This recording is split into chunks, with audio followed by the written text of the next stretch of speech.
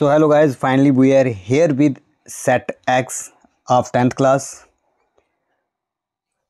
So guys, अभी हमने आपके सामने दो सेट जो थे वो सॉल्व किए थे, सेट बाई और जेड, और अब हम लेके आए हैं आपके लिए सेट एक्स जो कि आज के पेपर का है, यानी कि 10th के साइंस का पेपर जो आज हुआ जेके बोस का, उसका सेट है।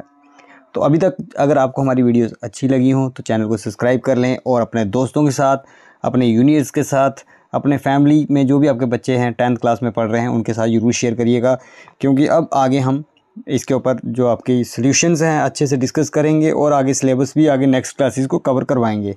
तो इसलिए इस वीडियो को शेयर करें, हमारे पुराने वीडियोस भी कुछ शेयर करें, अगर आपको अच्छी लगी हो, अगर आपकी कुछ हेल्प हुई हो तो हमारी थोड़ी हेल्प करें, वीडियोज़ को शेयर कर दें, अपने जो भी आपके ग्रुप्स हैं या जो भी आपके कॉन्टैक्ट्स में हैं उन सबको शेयर कर दें ताकि हमारा चैनल थोड़ा ग्रो कर सके और हम ऐसे ही आप लोगों की हेल्प करते रहें।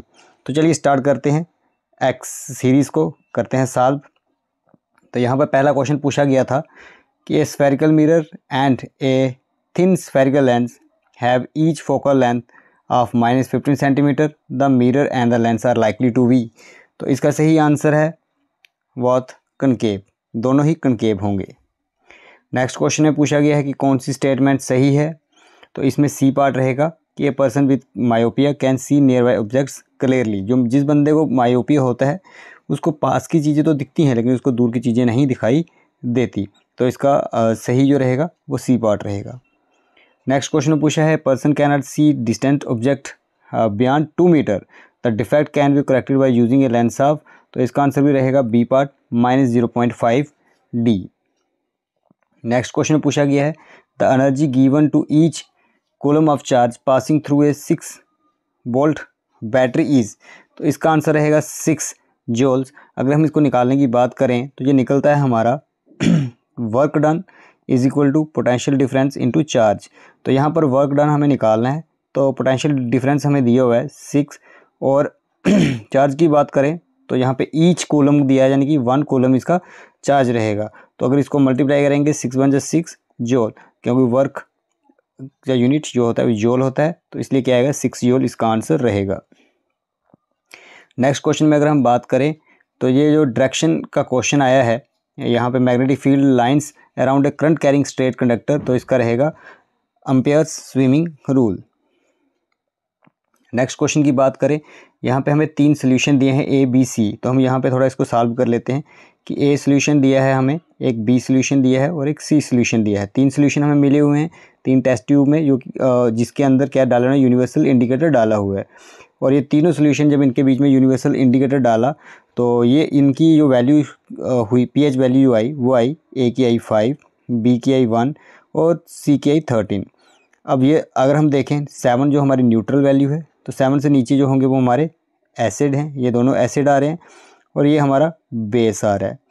अब जितनी कम पीएच होगी, पीएच जितनी कम होगी, 0 से लेके 14 तक की पीएच है, 7 न्यूट्रल है, जितनी कम पीएच होगी उतना स्ट्रांग एसिड होगा, और जितनी ज़्यादा पीएच होगी उतना स्ट्रांग बेस होगा। तो यानी कि जो सोल्यूशन बी है वो स्ट्रांग एसिड है क्योंकि इसकी पीएच वैल्यू 1 है, और सोल्यूशन सी जो है वो स्ट्रांग बेस है क्योंकि इसकी पीएच कितनी है, 13 है। तो इसका सही आंसर डी पार्ट रहने वाला है।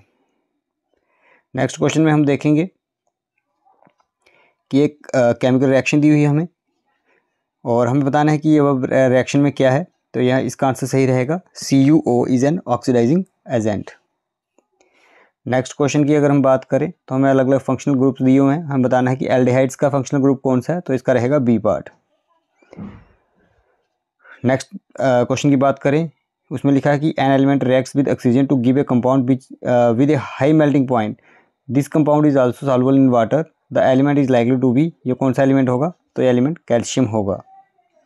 नेक्स्ट में पूछा गया है where should an object is placed in front of convex lens to get a real image of the size of the object, यानी कि जितना ऑब्जेक्ट का साइज़ है उतना ही हमारा इमेज का साइज़ आएगा, और इमेज भी होगी हमारी रियल इमेज होगी। तो वो कौन सी पोजीशन पे मिलेगी हमें कन्वेक्स लेंस में, तो वो हमें मिलेगी जब हमारा ऑब्जेक्ट कहाँ पे होगा, 2f पे होगा, यानी कि ट्वाइस द फोकल लेंथ होगा। तो इसका रहेगा B part answer. Next question की अगर हम बात करें तो इसमें पूछा कि which one of the following properties is not generally exhibited by ionic compounds, तो कौन सी प्रॉपर्टी आयनिक कंपाउंड के द्वारा नहीं, उनके अंदर नहीं होती है। तो सॉल्युबिलिटी इन वाटर होती है, high melting and boiling point भी होता है, और इलेक्ट्रिकल कंडक्टिविटी भी होती है मोल्टन स्टेट में। तो सिर्फ बी पार्ट ही रह गया इसका, तो इसका आंसर रहेगा बी पार्ट। नेक्स्ट क्वेश्चन में पूछा गया है कि जब मदर की बॉडी के अंदर एक जो बच्चा होता है वो ग्रो कर रहा होता है, तो उसको जो खाना मिलता है मदर के ब्लड के थ्रू, वो किसके थ्रू मिलता है। तो उसका सही आंसर रहेगा प्लेसेंटा। प्लेसेंटा ही है जिसके थ्रू उसको खाना मिलता है। नेक्स्ट क्वेश्चन में पूछा गया है characteristics that transmitted from parents to offspring during the sexual reproduction show, तो वो कैसे क्या शो करते हैं। तो ये शो करते हैं vast similarities and variation with the parents. Next में पूछा गया है in an ecosystem 10% energy available for transfer from one trophic level to the next trophic level in the form of, तो वो किस फॉर्म में आती है, वो आती है केमिकल एनर्जी की फॉर्म में। और नेक्स्ट क्वेश्चन में सिक्वेंस के बारे में पूछा गया है, रिफ्लेक्स आर्क की क्या सिक्वेंस रहेगी। तो उसका डी पार्ट रहेगा, सबसे पहले रिसेप्टर आता है, फिर sensory nerve, then spinal cord, then motor neuron and then muscles. तो ये हमारे 15 जो इसके क्वेश्चन थे वो 15 के 15 क्वेश्चन हमने आपको सॉल्व करके बता दिए। होप कि आपको बढ़िया से लगे होंगे। नेक्स्ट अब जो हमारा वीडियो आएगा उसमें हम ये असर्शन वाले सॉल्व करेंगे क्वेश्चन, तीनों सेट के एक्स बाई सेट के। तो जो लोग नए हैं हमारे चैनल पर वो जल्दी से चैनल को सब्सक्राइब कर लें, और असर्शन की वीडियो हम अभी कल सुबह ही डाल पाएंगे।